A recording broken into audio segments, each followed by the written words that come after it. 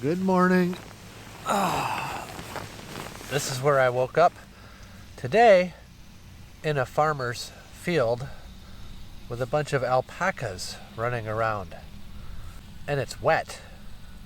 It's going to make for a really interesting day today.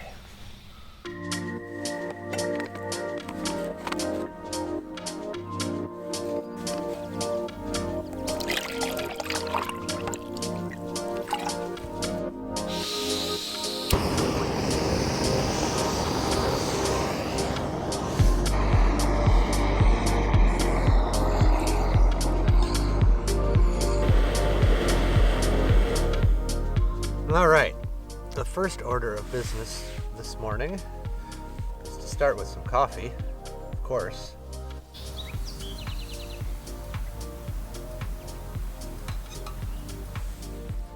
Well, it's time to leave my camp with the alpacas, get back on the road and head up to Canada today.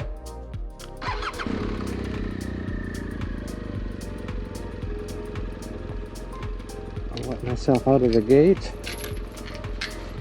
I'm used to these gates. You see a lot of these in the back country.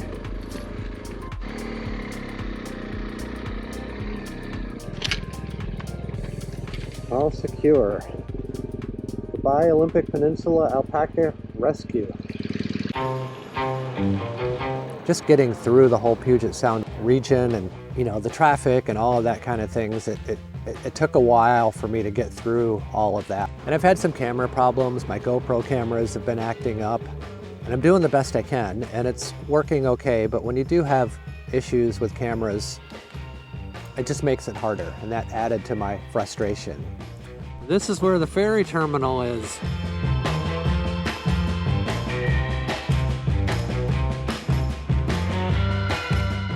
We're gonna take a ferry right from here, go across to Canada. Getting through customs and, you know, immigration, vaccination, passport. I didn't bring any of that stuff with me, so I had to have it FedExed up to me, and that took an extra day. All right, so I got my ferry ticket, and I had to show proof of vaccination, and I had to fill out the app online, upload all those documents, get the receipt, the QR code, all just so I could purchase a ferry ticket to go on a 90-minute trip across the Straits of Juan de Fuca.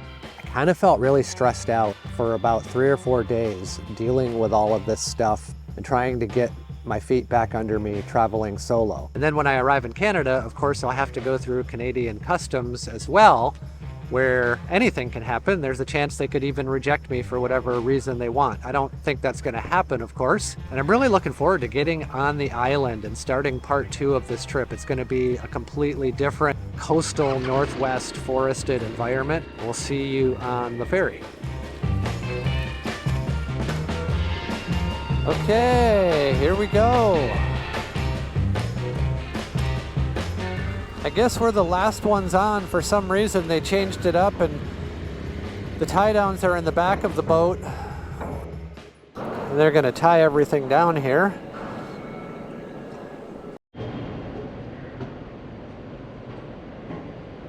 All right, we made it onto the ferry. We'll say goodbye to Port Angeles. Well, if my calculations are right, we should be just crossing over the line in the water that separates the United States from Canada right about now. So we're about halfway through the Straits of Juan de Fuca, and in a few short moments, we'll be arriving in Victoria, Canada. Okay, so this is Victoria, downtown Victoria, the harbor right there. I just got off the ferry. This is a really nice little city. I've been here many, many times in the past, and I always enjoy it. It's pleasant, kind of a European feel to it. As you can see, it's very lively and crowded downtown today.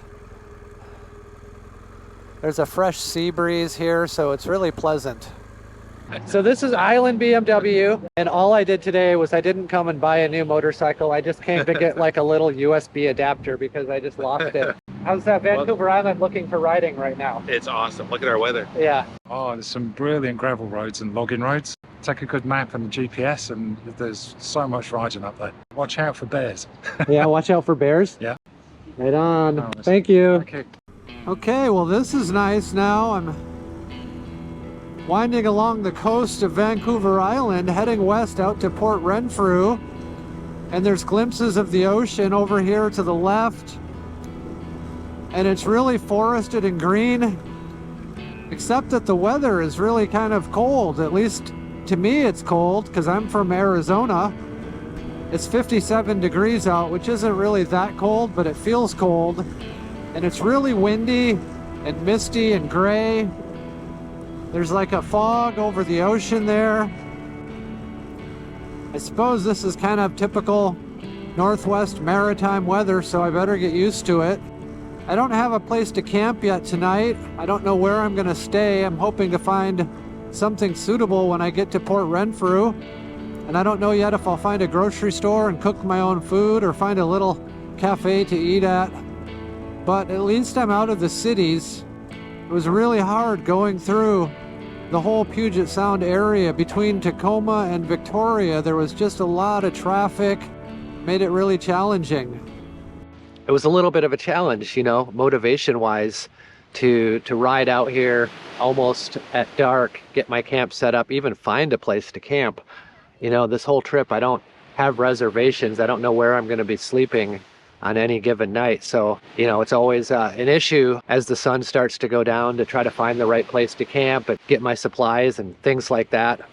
And as it turns out, I found this camp. It's on native land.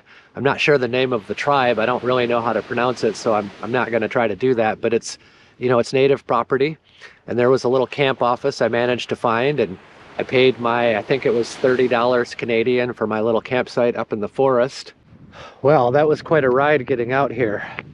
But I'm definitely out here. It's so green. It's so lush and cool. Completely different than how I started this trip in Arizona.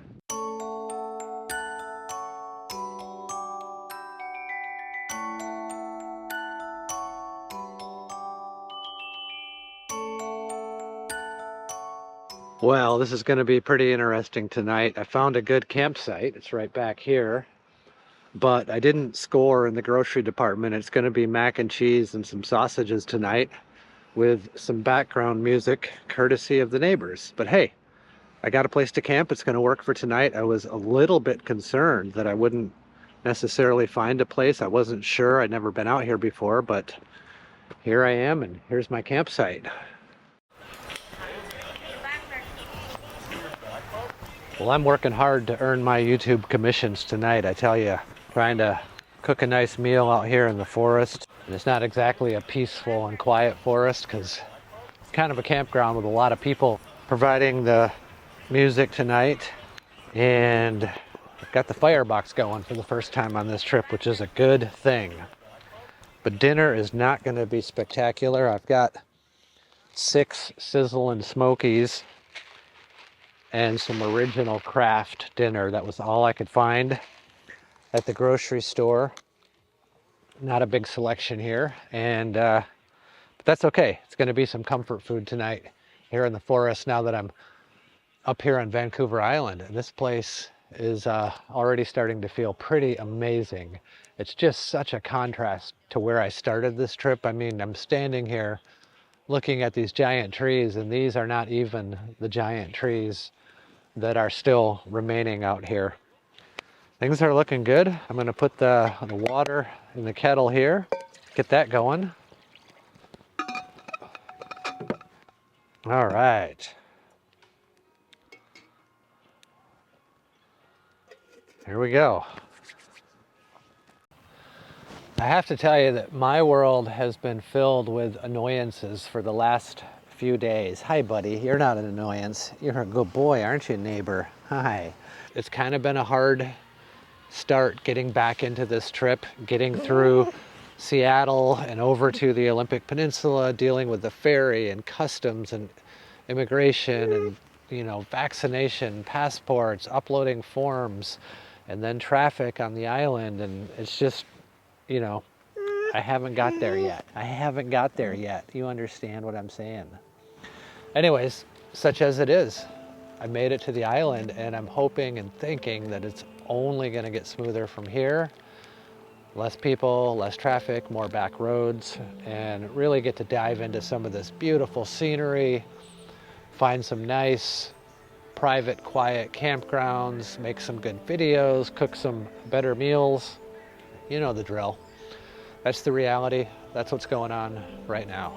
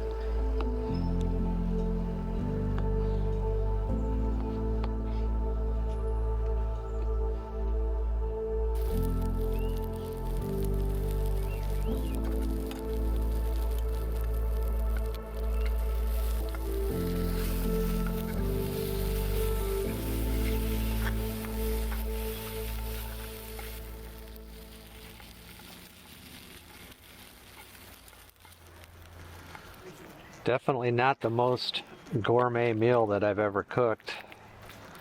That's okay. It's a hot meal, and I have a cold beer. My tent is all set up, and I'm gonna eat dinner. Huh? Basically, one more. All right. I'd say dinner is done. Mm. Mm-hmm.